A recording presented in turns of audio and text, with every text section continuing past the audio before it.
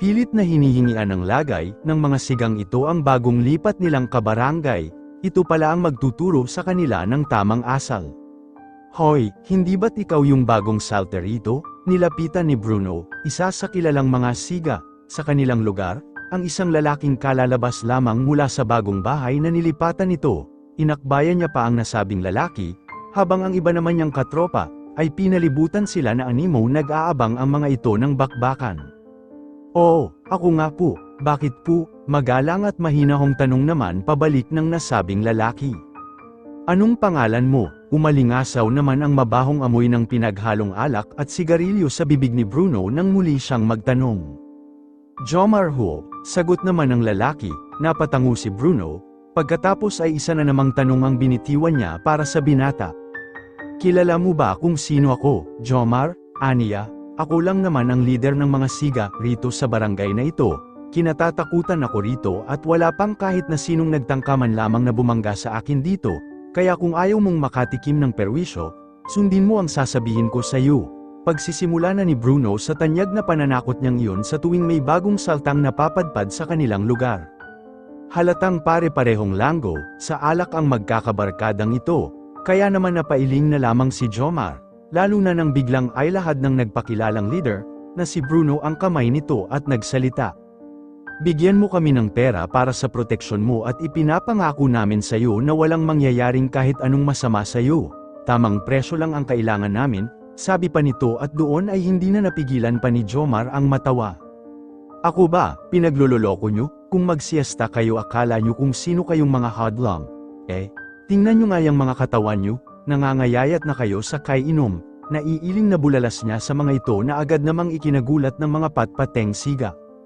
Ito kasi ang unang beses na mayroong pumalag sa kanilang pananakot, marami kasi sila, at ang iba ay may daladala pang mga patalim kaya naman madalas ay hindi na lamang pumapalag pa ang kanilang mga binibiktimang bagong salta, ngunit parang mahihirapan yata sila sa isang to.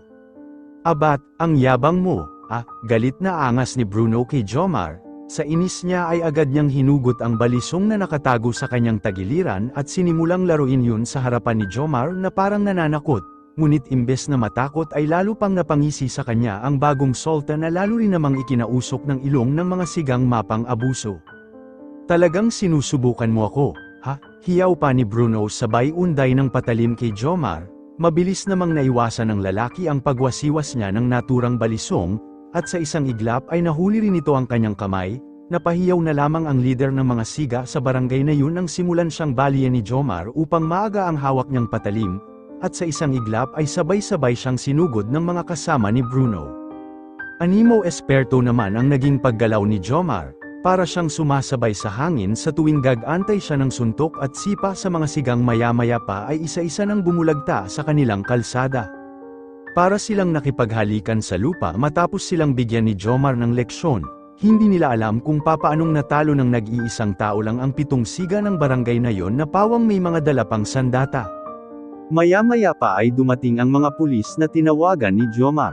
Ganoon na lang ang gulat ng mga nasabing siga nang tawaging sir, ng isa sa mga rumesponding pulis si Jomar. Doon nila nalaman na isa pala itong dating pulis na may mataas na ranggo na ngayon ay nagbabakasyon lamang sa kanilang lugar, kaya pala ganoon ito kagaling lumaban.